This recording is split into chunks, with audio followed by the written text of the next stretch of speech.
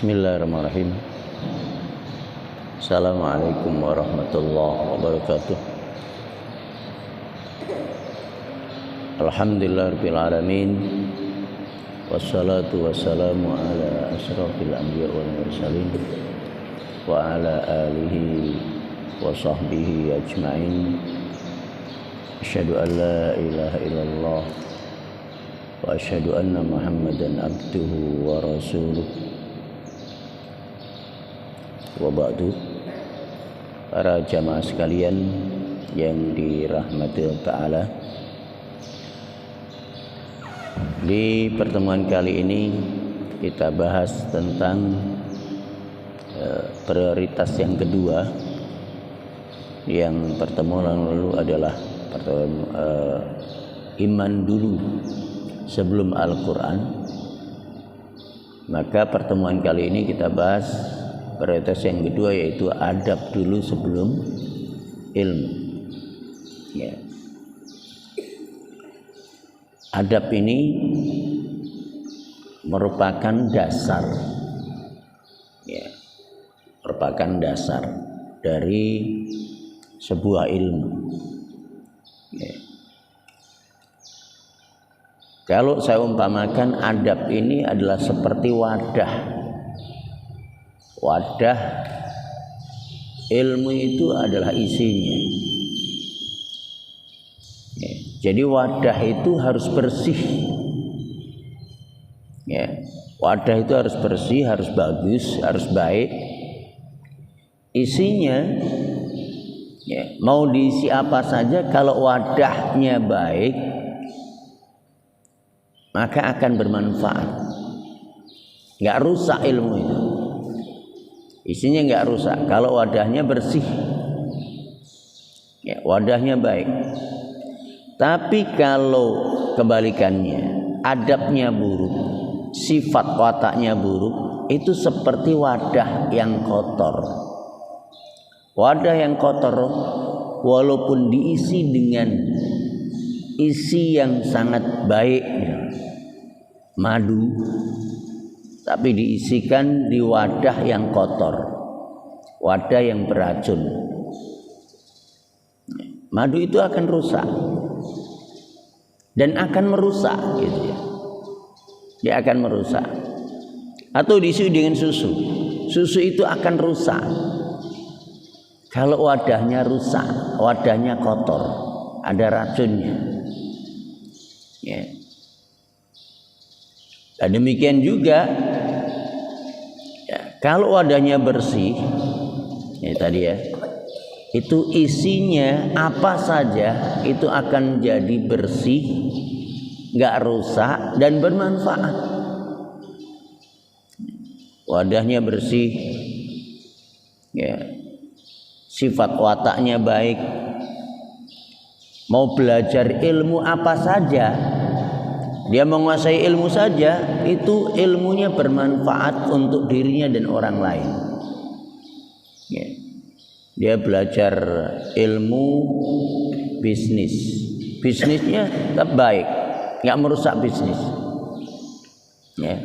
Dia amanah, dia tanggung jawab, dia rajin, dia komunikatif, terus bisnis akan berkembang dengan baik. Dia menguasai ilmu IT, ilmu IT-nya cuma bermanfaat untuk dirinya dan orang lain. Ya. Dia belajar ilmu agama, ilmu agamanya akan baik. Maka ada ulama yang baik. Ya. Kenapa? Adabnya, akhlaknya, sifat wataknya sudah baik. Ya. Demikian juga wadah tadi kalau rusak, mau diisi apa saja, yaitu ilmu apa saja yang akan dia tekuni, itu akan rusak. Ya. Orang kalau sifat wataknya sudah rusak, sudah buruk, ilmu ekonomi merusak ekonomi, ilmu politik merusak politik, ilmu pendidikan merusak pendidikan, ilmu IT merusak dunia IT, merusak. ilmu agama pun akan rusak, ilmu agamanya akan rusak. Ya, makanya ada ulama ulama yang jahat. Yang jahat bukan agamanya, tapi adalah sifat wataknya. Nah, sifat watak itulah adab yang harus dibersihkan.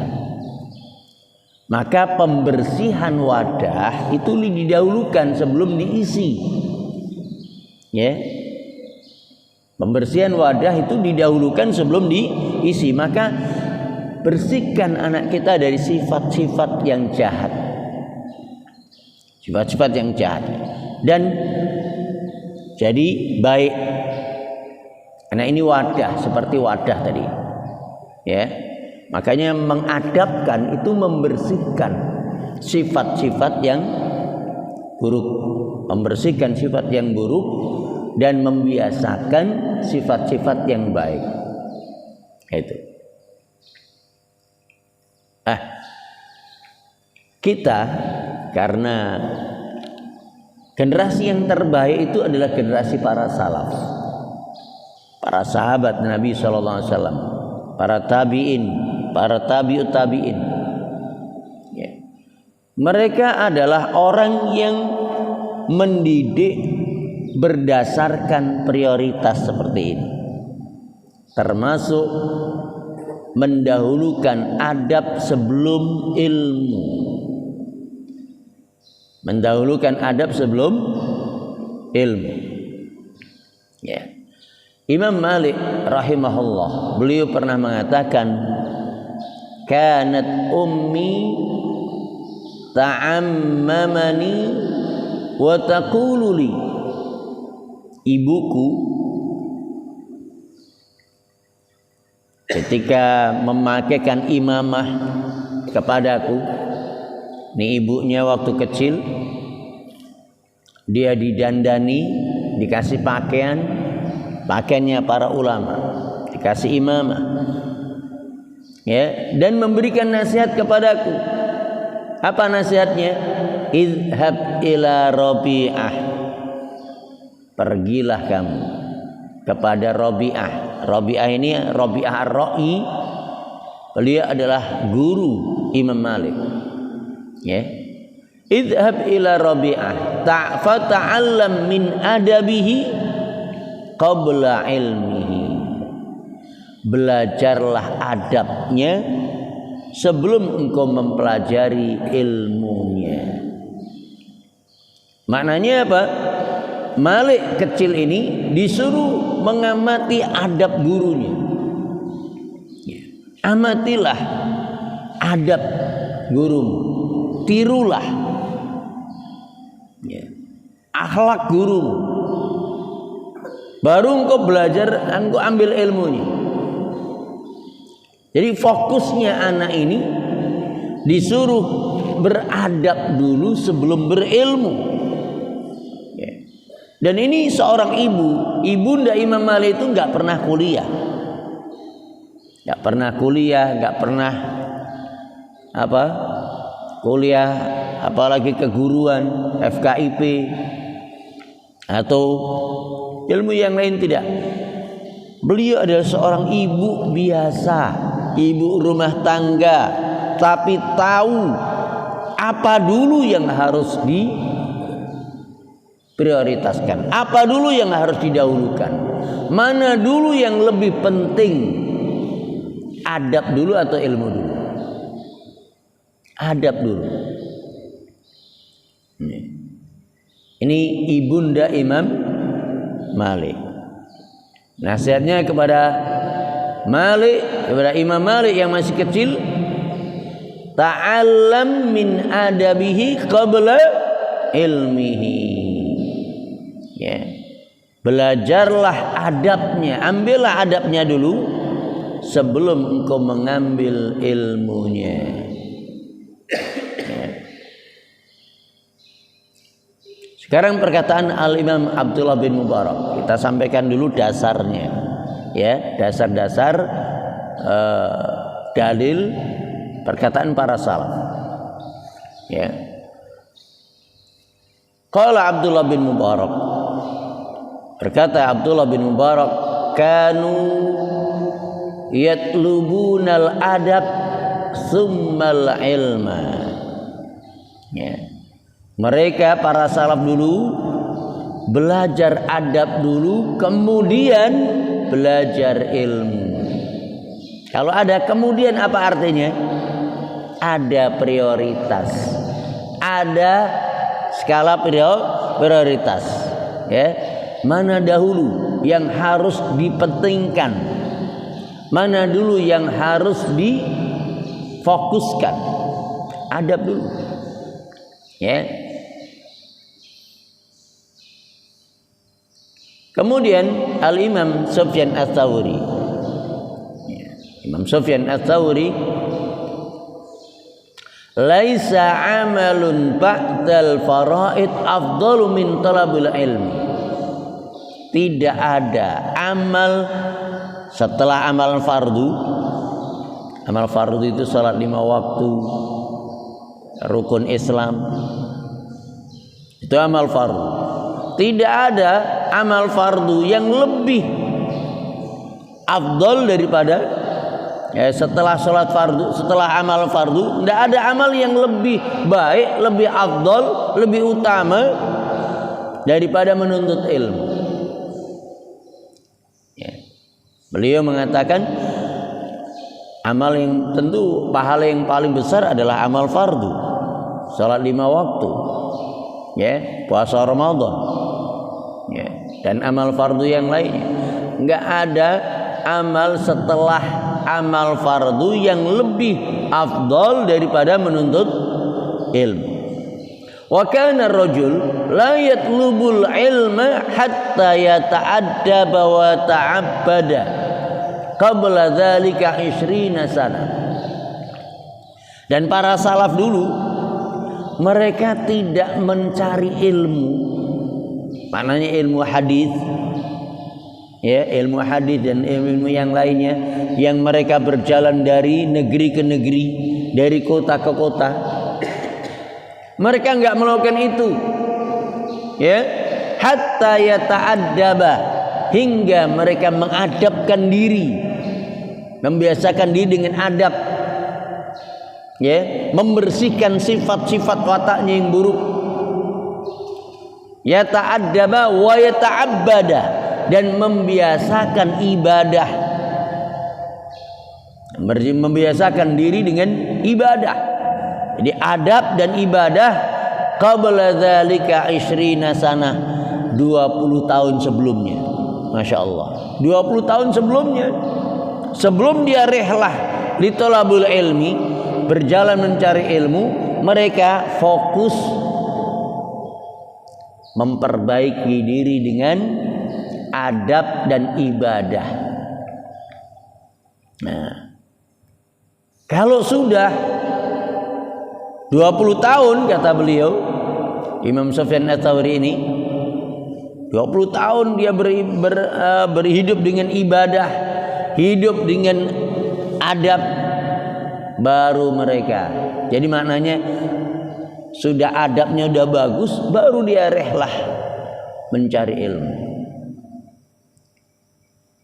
Ini kata Sufyan Ats-Tsauri. Padahal rehlah mencari ilmu tadi adalah amal yang paling afdal setelah faraid, setelah kewajiban-kewajiban dalam Islam.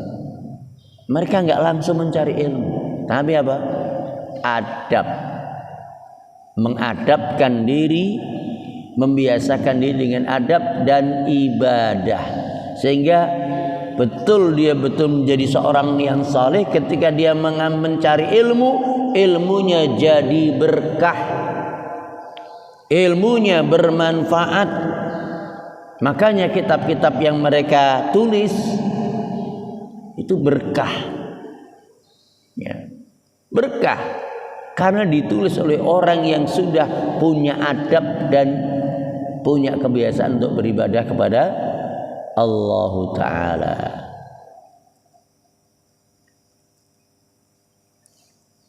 Masih perkataan Al-Imam Sufyan Ats-Tsauri. Qala Sufyan Ats-Tsauri, kana ar-rajul idza arada an yaktubal hadis adalah para salaf dulu, jika dia ingin menulis hadis, mengumpulkan hadis, dulu mencari hadis nggak seperti sekarang. Ya, mencari hadis itu jalan dari satu negeri ke negeri yang lain. Ya. Kalau sekarang apa? Kita tinggal buka aplikasi. Ya. Dulu kata beliau, kana rajul idza arada ayyaktubal haditsa, kalau seseorang itu ingin menulis hadis, mengumpulkan hadis, ta'addaba wa ta'abbada qabla dzalika 20 sana. Dia berusaha mengadabkan diri dan menjadikan sebagai seorang yang ahli ibadah, membiasakan ibadah, adab dan ibadah sebelumnya, ya, 20 tahun sebelumnya. 20 sana. Qabla dzalika 20 sana. 20 tahun sebelumnya, sebelum menulis hadis. Berkata Al-Imam Abdullah Mubarak di tempat yang lain, ya. Qala Abdullah bin Mubarak, ta'allamtul adab 30 sana. Aku belajar adab itu 30 tahun. Masya Allah. Wa ta'allamtul ilma 20 sana. Dan aku belajar ilmu 20 tahun. Mana yang panjang? Adab, belajar adabnya.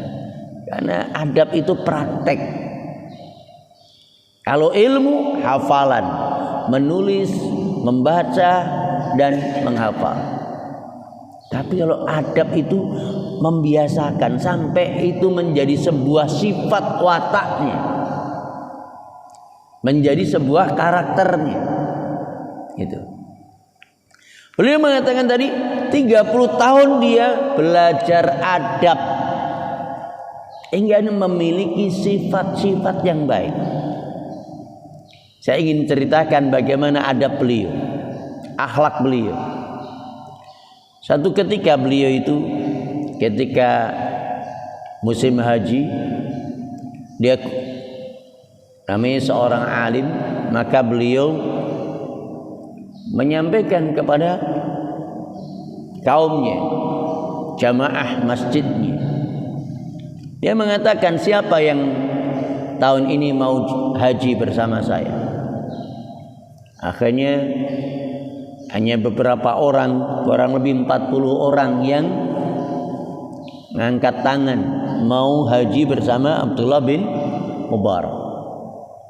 Setelah itu, ya, mereka karena safar, maka harus mencari amir safar, amir haji, ya, pemimpin safar, pemimpin hajinya.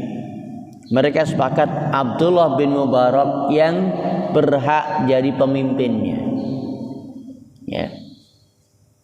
Tapi Abdullah bin Mubarak punya 2 syarat. Kalian sepakat saya jadi pemimpin, tapi saya punya syarat 2. Kalau kalian, ya, sepakat dengan 2 syarat ini, saya mau jadi pemimpin kalian. Apa syaratnya? Yang pertama, ya, semua bekal kalian, uang, dinar atau dirham, kumpulkan sama saya. Dulu uangnya apa? Bentuknya logam, dinar atau dirham, ya, pakai kantong, kumpulkan semuanya. Yang kedua, setiap kali saya perintahkan wajib taat. Gak boleh bantah. Mereka akhirnya sepakat. Ya. Jadi apa syarat pertama? Uangnya kumpulkan. Kira-kira diapain ini? Ya. Ini belum masalah uang. Ya, curiga. Tapi itu syarat yang pertama. Mau curiga, mau percaya, terserah. Tapi itu syarat yang pertama. Benar sekali. Dikumpulkan, mereka sepakat kumpulkan uangnya. Abdullah Mubarak yang memegang semua uang 40 jamaah tadi. Setelah itu mereka mulai safar, perjalanan. Dan tentu dulu belum ada warung, ya, belum ada toko. Mereka kalau makan harus membuat tenda, kemah. Ya. Ada yang cari kayu, ada yang cari air. Ya. Abdullah Mubarak mengatakan, kalian istirahat, biar aku yang masak, melayani kalian. Mereka nggak mau. Apa-apaan ini? Maksud seorang ustadz, seorang ulama, seorang guru melayani jamaahnya? Enggak lah, kami nggak mau. Ingat syarat yang kedua tadi apa? Patuh kepadaku. Patuh kepadaku. Ya. Sehingga jamaah akhirnya keberatan. Tapi apa mau dikata, itu adalah syaratnya. Maka Abdullah bin Mubarak dengan dibantu beberapa 2 atau 3 orang mencari air, masak untuk jamaah haji, semuanya. Setelah itu begitulah terus perjalanan, ya, digilir. Abdullah bin Mubarak tetap dia selalu berusaha melayani jamaah, ya, sampai haji, ritual haji selesai, udah selesai, maka Abdullah bin Mubarak bilang kepada semua jamaah, kalian punya anak, punya istri, bawalah, beli oleh-oleh untuk anak dan istri, untuk keluarga. Mereka membeli oleh-oleh, ditaruh untanya, kendaraannya, ya. Setelah itu pulang sampai di kampung, ya. Sunnahnya safar apa? Nggak langsung pulang, tapi di masjid dulu, ngumpul di masjid perumahan kampungnya. Setelah sholat kemudian perpisahan, maka Abdullah bin Mubarak mengatakan, ya, tunggu dulu, kalian jangan pulang dulu, ini uangmu. Uangnya dikembalikan semuanya. Uang itu masih utuh semuanya. Maknanya siapa yang membiayai? Abdullah bin Mubarak, dari berangkat sampai pulang plus oleh-olehnya. Masya Allah. Pada diri beliau itu ada ilmu yang tinggi, ada adab yang tinggi, ada kedermawanan, dermawan. Beliau adalah orang kaya juga, pengusaha, ulama plus pengusaha. Ini kan jarang dimiliki. Biasanya kalau seorang ustadz jarang dia punya usaha. Kalau dia punya usaha bukan seorang ustadz juga, nggak punya ilmu yang tinggi tentang agama. Ini beliau terkumpul pada dirinya ilmu agama dan ilmu bisnis. Kaya raya. Biasanya kaya belum tentu dia dermawan. Dia dermawan. Tadi membuktikan semua yang ikut haji sama dia digratisin. Kira-kira kalau 40 jamaah itu satu kloter digratisin semuanya. Ada orang Indonesia yang seperti itu.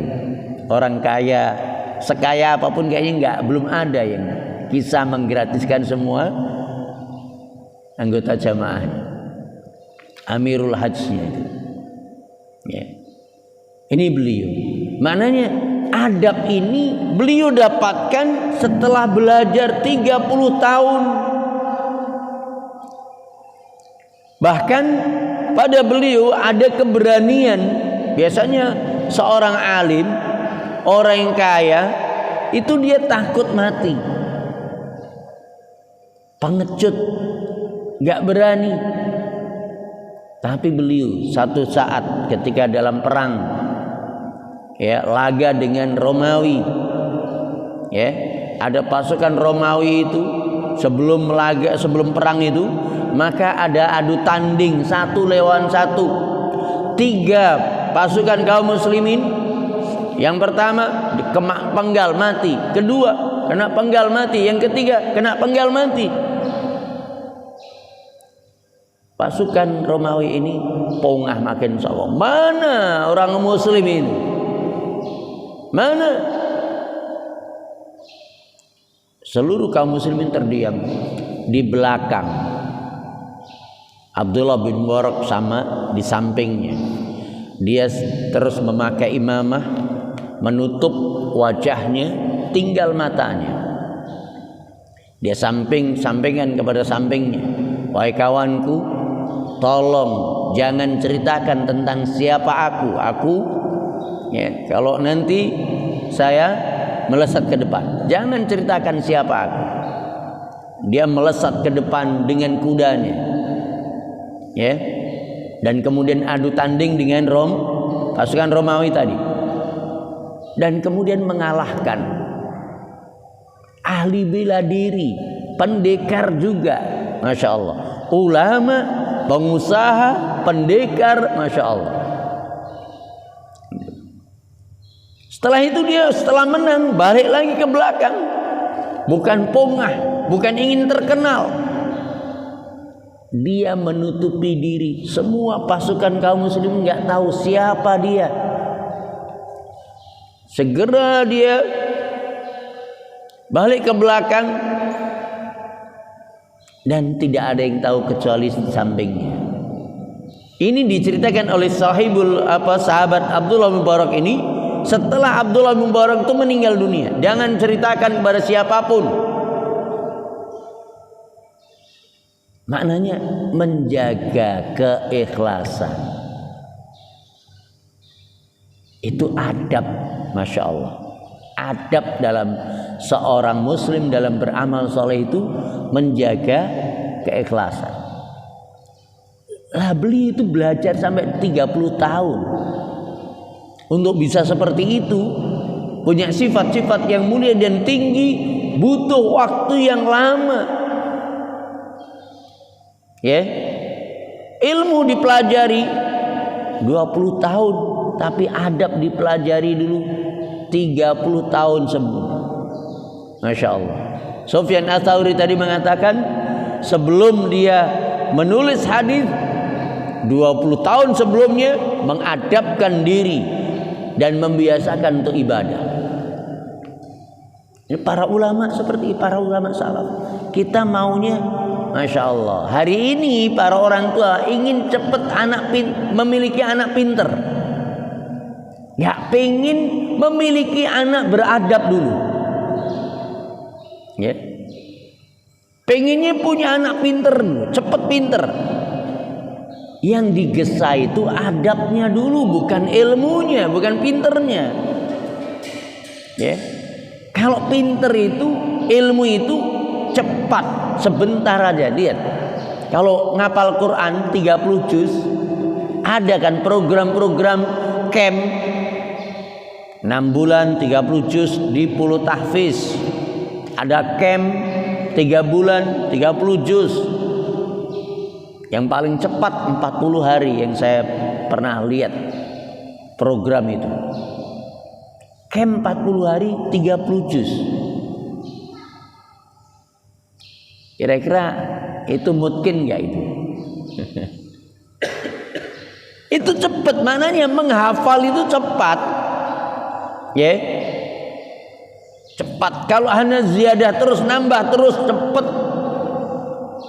Untuk pinter itu gampang, cepat. Komputer untuk ahli, ada nggak kursus komputer? Banyak. Kursus coding, pemrograman ada. Butuh waktu lama? Enggak lama. Ilmu apa saja kalau ditekuni itu enggak lama. Tapi yang lama itu adalah membentuk sifat watak, membersihkan watak-watak yang buruk, memiliki sifat-sifat yang baik. Itu yang lama, itu butuh proses. Prosesnya panjang, butuh kesabaran, butuh waktu yang lama, dan nggak cepat nampak. Yang cepat nampak itu apa? Hafalan cepat. Yang cepat nampak itu pintar, itu cepat nampak. Diajari, belajar Iqra 6 bulan selesai, bisa baca Quran. Iqra jilid 1 selesai 1 bulan, 1 hari 1 halaman. Kan Iqra 1 jilid kan sampai 30 halaman. 30 hari, 6 bulan selesai. Ya kan? Selesai hitungan. Tapi untuk memiliki sifat watak yang baik, apakah 6 bulan selesai? Enggak. Kayak Abdullah bin Mubarak butuh waktu 30 tahun. Sufyan Ats-Tsauri butuh waktu 20 tahun. Ya, kita butuh waktu yang lama. Ya. Butuh waktu yang lama. Ya. Oleh karena itu, kita harus paham adab dulu. Kalau sifat watak anak kita itu sudah baik, mau belajar ilmu apa saja, ilmunya akan berkah, bermanfaat. Berkata sebagian para salaf menasihati anaknya, apa katanya? Ya bunayya la'an tata'allama baban minal adab. Wahai anakku, engkau belajar tentang adab, 1 bab tentang adab. Ahabbu ilayya, lebih aku sukai min an tata'allama 70 baban min abwabil ilmi, daripada engkau belajar 70 bab dari bab ilmu. Belajar 1 bab tentang adab, ya, itu lebih aku sukai daripada engkau belajar 70 bab tentang ilmu. Ya. Mana yang lebih penting dulu? Adab dulu. Adab dulu. Ya. Maka adab dulu lebih sebelum ilmu. Ya, bersihkan dulu wadahnya. Ya, sifat watak anak kita ini, ya, bersihkan hatinya, ya, punya sifat watak yang baik, sifat buruknya bersihkan, baru kemudian diisi ilmu, maka ilmunya akan berkah, ilmunya akan bermanfaat, ya. Dan di negeri kita ini, ya, orang pinter itu udah Masya Allah banyak sekali. Tapi orang yang beradab itu sedikit. Beriman dan beradab itu sedikit. Ya. Negeri kita ini rusak, ya, bobol, korupsi. Bukan sekarang korupsi bukan hanya M, tapi triliun. Gak takut lagi sama ini. Uang rakyat diambil begitu banyak. Mestinya cukup untuk menggratiskan kesehatan gitu ya, triliunan. Tapi dikorupsi. Ya apa buktinya? Dia di penjara itu. Di penjara itu penuh dengan koruptor. Koruptornya siapa? Menteri, DPR, ya, gubernur, bupati, wali kota. Mereka orang pintar atau orang bodoh? Orang pintar. Pinternya tapi tidak beradab, maka politikus yang tidak baik sifat wataknya hanya akan merusak pemerintahan. Ya. Kan di negeri kita ini pemegang kekuasaan siapa? Para politisi. Para politisi. Ya, yang tergabung dalam partai itu. Mereka jadi pemimpin-pemimpin negara. Jadi politisi di Senayan, di DPR. Jadi gubernur, jadi bupati, jadi wali kota. Mereka para politisi. Tapi kalau adab dan akhlaknya nggak dibetulin, hanya akan merusak. Korupsi mesti, khianat. Apa sifat pada mereka? Khianat. Nggak ada amanah. Kalau sudah nggak ada amanah, dia khianat, hanya merusak. Merusak. Ya. Apapun jabatannya, kalau dimiliki, dikuasai, dipegang oleh orang yang khianat, rusak. Ya. Lihat industri pornografi. Mereka itu orang-orang pinter IT, tapi karena rusak sifat wataknya, rakus kepada dunia, rakus sama yang penting dapat uang banyak, nggak peduli merusak orang, nggak peduli merusak generasi bangsa, yang penting aku uangnya banyak. Industri pornografi, IT-nya hebat, tapi rusak akhlak sifat wataknya, rakusnya kepada harta, ya, nggak punya iman, nggak takut sama Allah Ta'ala, nggak ada adab, nggak ada akhlak. Akhirnya ilmunya rusak untuk merusak manusia. Industri pornografi untuk merusak manusia, pinternya akhirnya untuk merusak manusia. Pinternya, ilmunya mengundang azab Allah Ta'ala. Industri pornografi. Anak-anak sekarang cenderungnya apa? Pengen jadi YouTuber, jalan pintas untuk mendapatkan kekayaan. Yang penting saya terkenal, yang penting viral. Kalau adabnya nggak dibetulin dulu, nggak dibenarkan dulu, hanya akan merusak. Kontennya yang penting banyak viewernya, yang penting banyak orang yang like, suka. Akhirnya kontennya berbau pornografi, semuanya berbau pornografi, akhirnya viral, akhirnya banyak subscribernya, banyak yang like, rusak. Negeri ini akan rusak, akan selalu rusak kalau tanpa adab, tanpa iman. Iman dan adab ini adalah hakikatnya pendidikan. Dari mana memulai? Dari iman dan adab. Ilmunya untuk menambah iman, nambah adab. Hasil akhirnya manusia yang beriman dan beradab. Diawali dari iman dan adab juga.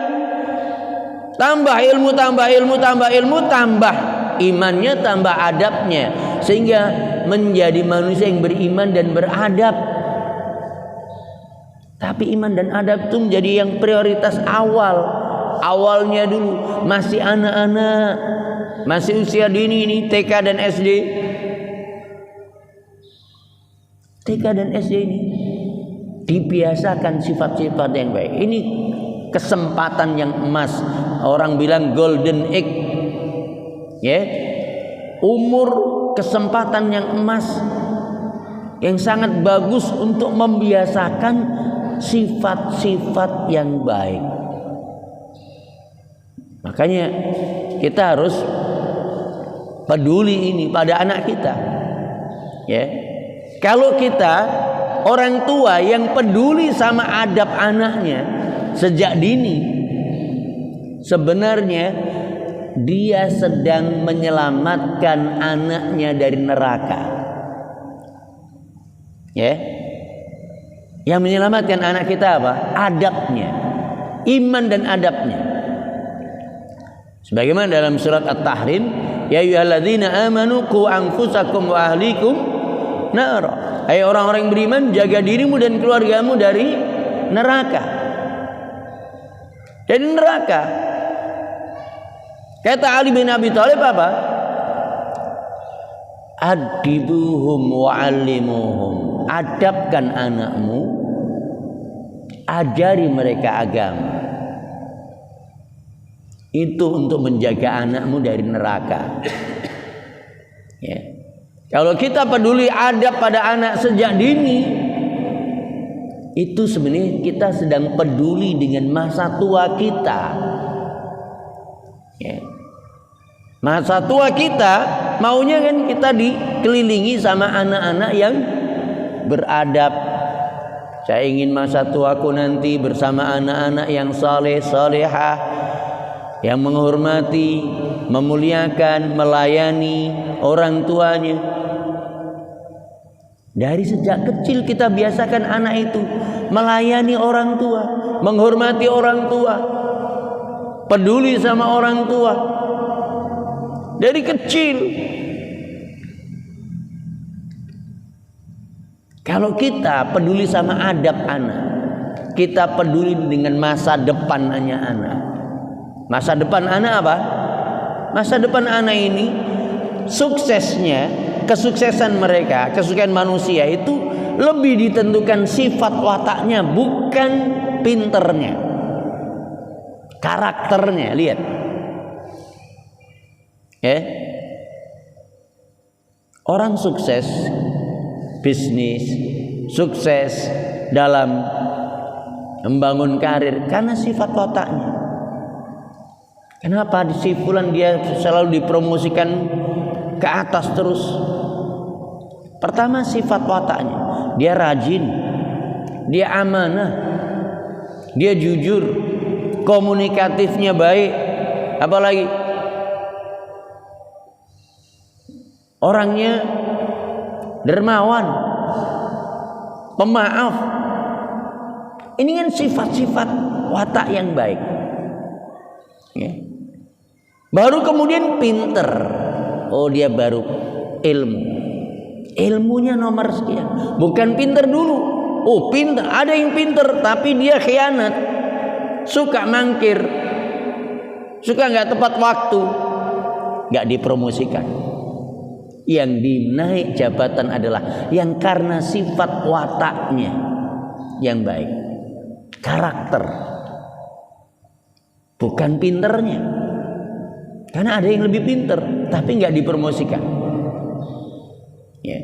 Demikian juga membangun relasi bisnis itu karena sifat wataknya, ramah, amanah, tanggung jawab. Ya. Dia suka memberi, dermawan, memberi diskon dan seterusnya. Ini semuanya adalah sifat watak, ini adab. Kalau adabnya baik, masya Allah, dia akan sukses di masa depan. Karena itu perkataan Al-Imam Ibnul Qayyim, adabul mar'i unwanu sa'adati wa falahihi. Adab seseorang itu tanda dia akan hidup bahagia dan sukses. Kesuksesan membangun rumah tangga karena sifat wataknya. Bisa membangun rumah tangga yang baiti dan baiti jannati, suasana surga di rumah karena sifat wataknya yang baik, bukan karena nilai rapotnya. Yang dulu IPK-nya tinggi, selalu juara kelas, bukan itu, tapi sifat wataknya yang baik. Nah, punya sifat watak yang baik sehingga dia sukses membangun rumah tangga, suasana surga, baiti jannati. Ini sifat watak yang baik. Ya. Lah, sifat watak yang baik inilah adab.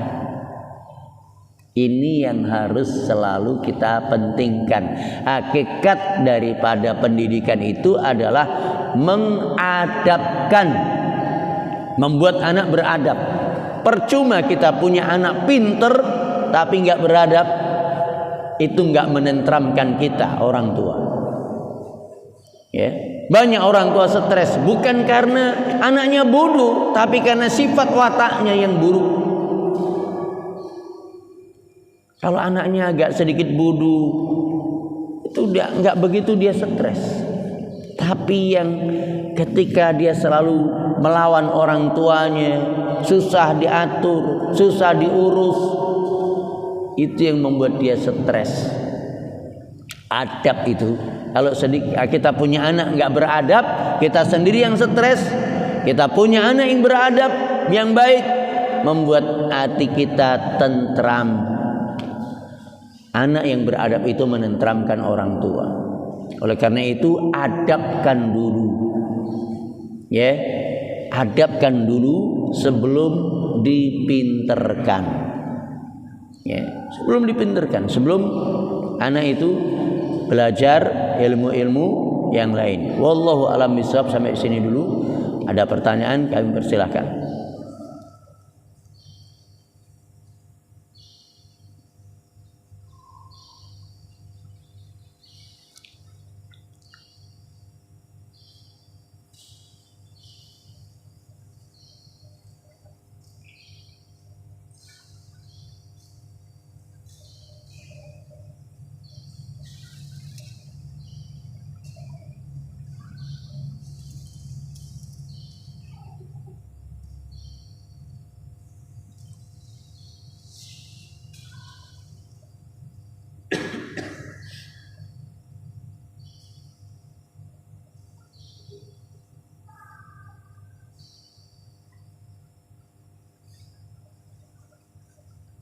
Nggak ada? Baik, kalau nggak ada kita penutup majelis. Mudah-mudahan sini bermanfaat untuk kita semuanya. Aqulu qouli hadza wa astaghfirullahi wa lakum. Subhanakallahumma wa bihamdika asyhadu an la ilaha illa anta astaghfiruka wa atubu ilaik. Assalamualaikum warahmatullahi wabarakatuh.